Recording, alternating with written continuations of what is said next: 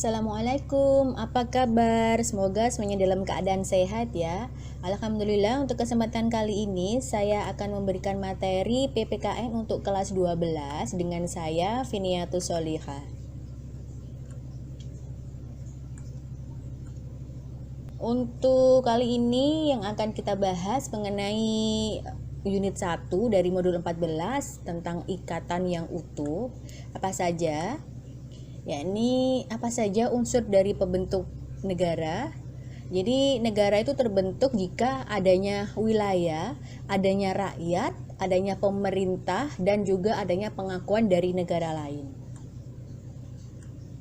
Kemudian apa itu negara?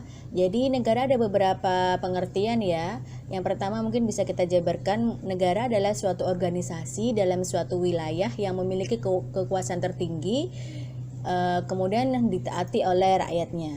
Dan negara juga suatu organisasi kekuasaan yang menyatukan kelompok manusia yang kemudian disebut sebagai bangsa.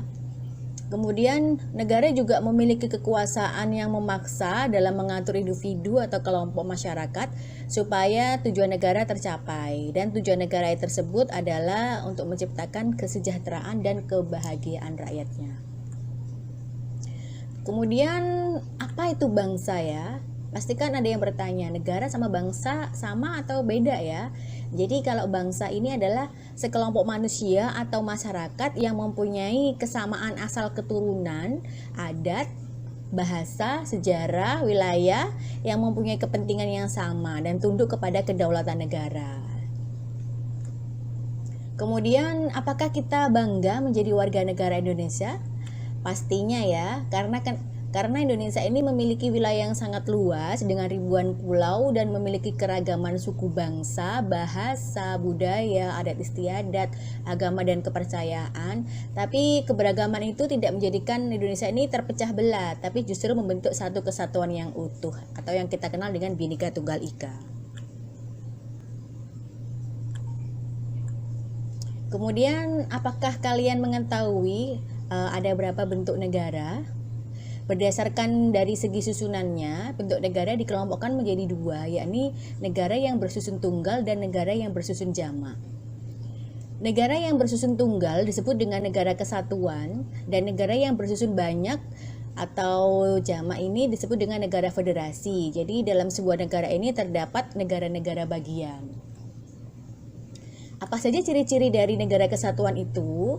Yang pertama, adanya kekuasaan tertinggi itu ada di tangan pemerintahan pusat. Kemudian konstitusi dan undang-undang dasar yang berlaku di negara hanya satu. Kemudian tidak mengenal istilah negara bagian, jadi tidak ada negara dalam negara. Kemudian hanya ada satu kebijakan yang menyangkut persoalan politik, ekonomi, sosial budaya, serta pertahanan dan keamanan. Kemudian bedanya dengan negara federasi itu apa? Negara federasi itu merupakan bentuk pemerintahan di mana terdapat beberapa negara yang saling bekerja sama dan membentuk satu kesatuan. Jadi dalam sebuah negara itu terdapat negara-negara bagian. Dan tiap negara bagian tersebut mempunyai otonomi yang khusus atau yang tinggi dan dapat mengatur dengan bebas, namun tidak memiliki kedaulatan yang tetap. Karena kedaulatannya tetap ada di tangan pemerintahan pusat. Kemudian bagaimana dengan bentuk negara Indonesia? Bentuk negara Indonesia ini yang kita kenal yakni Negara Kesatuan Republik Indonesia ya. Dan pemilihan bentuk negara kesatuan ini sangat tepat karena apa? Karena bangsa Indonesia ini mempunyai keragaman tadi, suku bangsa, agama, budaya yang merupakan kekayaan yang harus dipersatukan dengan tadi simbolnya kita, semboyannya Bhinneka Tunggal Ika. Kemudian sistem negara kesatuan itu apa? Apa saja? Yang pertama ini kita bedakan adanya sistem sentralisasi. Jadi ini menghendaki bahwa seluruh urusan negara langsung diatur dan dikendalikan oleh pemerintahan pusat. Jadi sementara daerah hanya menjalankan peraturan-peraturan dan perintah dari pemerintahan pusat tersebut. Untuk yang kedua dibedakan dengan sistem desentralisasi, yakni pemerintah memberikan kewenangan kepada daerah untuk mengatur daerahnya sendiri yang disebut dengan daerah otonom ya. Kemudian kedudukan pemerintah pusat dalam negara kesatuan dengan desentralisasi ini adalah tetap sebagai pemegang kekuasaan tertinggi. Artinya daerah yang bertanggung jawab terhadap pemerintahan pusat dalam pelaksanaan otonomi daerah.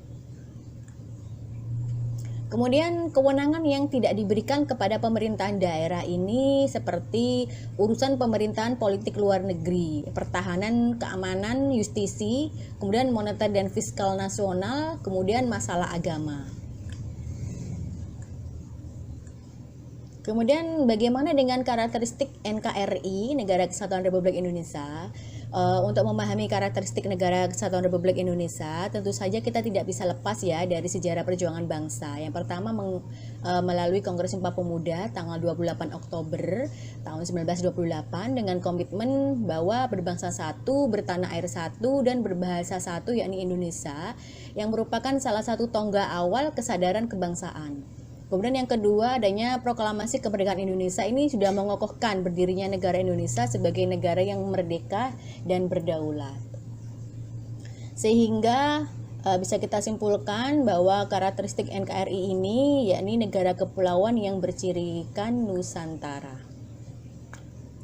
Dari aspek kewilayahan ini ditunjukkan dengan negara Indonesia ini merupakan negara kepulauan dengan ribuan pulau yang besar dan kecil. Jadi pulau yang satu dengan pulau lainnya ini dipisahkan oleh bentangan laut yang sangat luas, dan ini bukan pemisah ya, tapi justru penghubung dan pemersatu pulau-pulau yang ada di Indonesia. Kemudian untuk aspek sosial budaya ini masyarakat yang beragam dan perbedaan suku, agama, kebudayaan, bahasa dan sebagainya. Kemudian bagaimana dengan daerah yang memiliki kekhususan atau kesatuan masyarakat adat yang ada di Indonesia? Negara tetap mengakui dan menghormati pemerintah daerah yang bersifat khusus dan istimewa maupun kesatuan-kesatuan masyarakat hukum adat beserta hak-hak tradisionalnya sepanjang hidup dan sesuai dengan perkembangan masyarakat dan prinsip Indonesia. Kemudian hal itu juga menunjukkan bahwa pemerintahan ini bertekad untuk mewujudkan tujuan nasional, yakni melindungi segenap bangsa Indonesia dan seluruh tumpah darah Indonesia, dan untuk memajukan kesejahteraan umum, mencerdaskan kehidupan bangsa, dan ikut melaksanakan ketertiban dunia yang berdasarkan kemerdekaan, perdamaian abadi, dan keadilan sosial.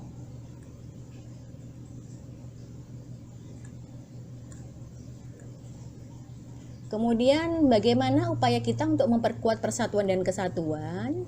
Nah, ini kita harus mengenal namanya wawasan Nusantara ya. Jadi dalam negara kesatuan diperlukan sebuah cara pandang atau kondisi bangsa dan negara yang disebut dengan wawasan Nusantara, yakni cara pandang dan sikap bangsa Indonesia mengenai diri dan lingkungannya yang serba beragam dan bernilai strategis, dengan mengutamakan persatuan dan kesatuan dan tetap menghargai dan menghormati kebenekaan atau perbedaan di dalam setiap aspek kehidupan nasional untuk mencapai tujuan nasional Indonesia. Demikian untuk materi PPKN kelas 12 yang bisa saya sampaikan. Kurang lebihnya mohon dimaafkan. Harapan saya semoga ilmu yang ini bisa menjadi ilmu yang bermanfaat dan bisa diterapkan dalam kehidupan kita sehari-hari, dalam kehidupan bermasyarakat dan berbangsa juga bernegara.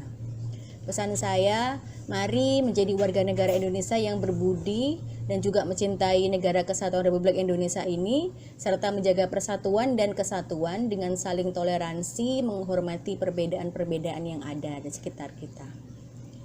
Terima kasih, semangat belajar. Assalamualaikum warahmatullahi wabarakatuh.